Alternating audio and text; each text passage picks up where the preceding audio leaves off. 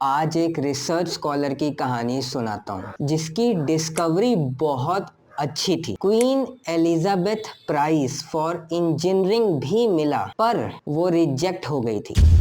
मैं बात कर रहा हूँ रॉबर्ट एस लैंगर के बारे में, जो कि हिस्ट्री के मोस्ट साइटेड इंजीनियर हैं। उनका एच इंडेक्स 307 है और वो मॉडर्ना के को फाउंडर हैं। मॉडर्ना वही कंपनी है जिसने कोविड-19 की वैक्सीन बनाई थी, पर रॉबर्ट एस लैंगर की जर्नी फेलियर से भरी पड़ी है। उन्होंने अपनी पीएचडी एमआईटी से करी केमिकल इंजीनियरिंग में, और पीएचडी के बाद जब उन्होंने पोस्टडॉक के लिए अप्लाई किया मेडिसिन फील्ड में, तो किसी ने भी उनकी एप्लीकेशन को एक्सेप्ट नहीं किया, क्योंकि उनकी पीएचडी केमिकल में थी और मेडिसिन में नहीं। पहला सबसे बड़ा स्ट्रगल। फिर किसी ने रॉबर्ट लैंगर को बताया कि उन्हें जूड फोल्कमैन के पास जाना चाहिए, जो कि हार्वर्ड में प्रोफेसर थे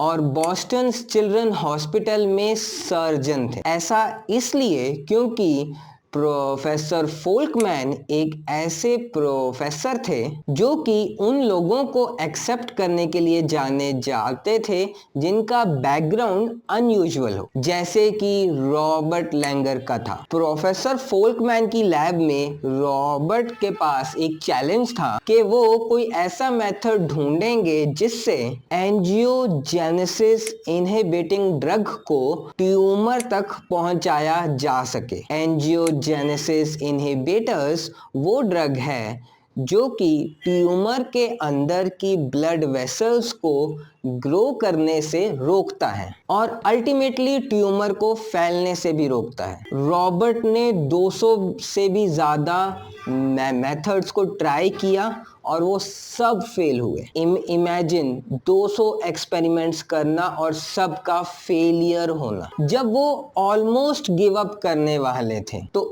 एक मेथड उन्होंने और ट्राई किया और वो चल गया। वो था ऐसे नैनो पार्टिकल्स का यूज करना जो कि ड्रग को लेकर ट्यूमर से चिपक जाएंगे और ड्रग को रिलीज करेंगे, और वो सक्सेसफुल भी हुए। पर इमेजिन, नेचर ने उनका ये पेपर को पब्लिश करने से मना कर दिया, ये कहकर कि उनका जो मेथड है वो बहुत ही इनोवेटिव है। वो साल था 1976 का। इवन कि रॉबर्ट के इस काम की पहली प्रेजेंटेशन को भी डिसमिस कर दिया गया। रॉबर्ट का कहना था कि जब मैंने पहली बार इस काम को प्रेजेंट किया, मैं 27 साल का था, उस कमरे में सबसे जवान।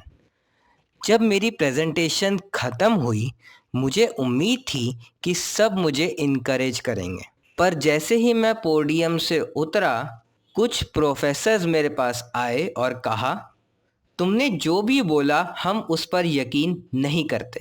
रॉबर्ट कहते थे कि उनको भी समझ में नहीं आया कि ऐसा क्यों हुआ। क्या ये बात को कोई मानने को तैयार ही नहीं था कि ऐसे मॉलिक्यूल्स को, ऐसे पार्टिकल्स भी रिलीज कर सकते हैं। पोस्टडॉक फिनिश होने के बाद अपनी इस रिसर्च को कंटिन्यू करने के लिए रॉबर्ट एक फैकल्टी पोजीशन को ढूंढने लग पड़े, पर कोई उनको हायर करना नहीं चाहता था, क्योंकि केमिकल इंजीनियरिंग के फैकल्टीज ये नहीं देखना चाहते थे कि उनके लैब्स में बायोलॉजी का काम हो रहा है। इंटरडिसिप्लिनरी का कॉन्सेप्ट शायद तब नहीं था। बहुत स्ट्रगल करने के बाद रॉबर्ट को एमआईटी के न्यूट्रिशन डिपार्टमेंट में जॉब मिली, पर यहाँ भी उनके कॉलीग्स ने उनको छोड़ने को कहा, क्योंकि उनको रॉबर्ट के यूनिक रिसर्च फील्ड के बारे में पता चल गया था। एक शाम जब वो फैकल्टी डिनर पे थे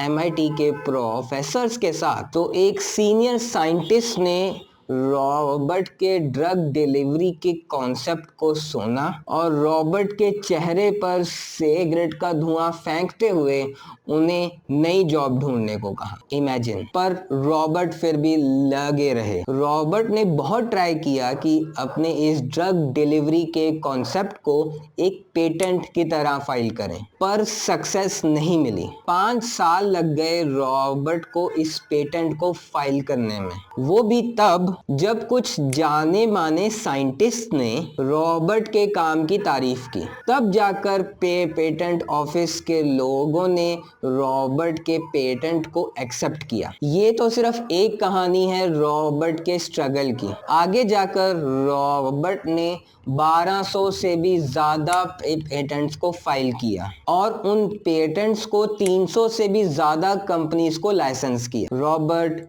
हिस्ट्री के मोस्ट साइटेड इंजीनियर बने और 41 से भी ज्यादा कंपनीज को स्टार्ट किया। रॉबर्ट मॉडर्ना के भी को फाउंडर हैं, जो कि यूएस की सबसे बड़ी फार्मास्यूटिकल कंपनी है। रॉबर्ट का खुद के बारे में कहना है कि वो बहुत ही ढीठ इंसान है। तो पॉइंट ये है कि आप बहुत ही ज्यादा स्मार्ट और जीनियस हो सकते हो या ना भी हो, पर एक कॉन्टिन्यूअस मोटिवेशन के बिना आपके आइडियाज ज्यादा दूर तक नहीं जा पाएंगे। तो ढीठ बन जाओ और अपने काम को समर्पित हो जाओ। दृढ़ निश्चय तुम रखना, पर गिव अप मत करना। रिसर्च मुश्किल है पर मजेदार भी है। और अगर रॉबर्ट की कहानी पसंद आई है तो इस वीडियो को लाइक जरूर करना। Take care.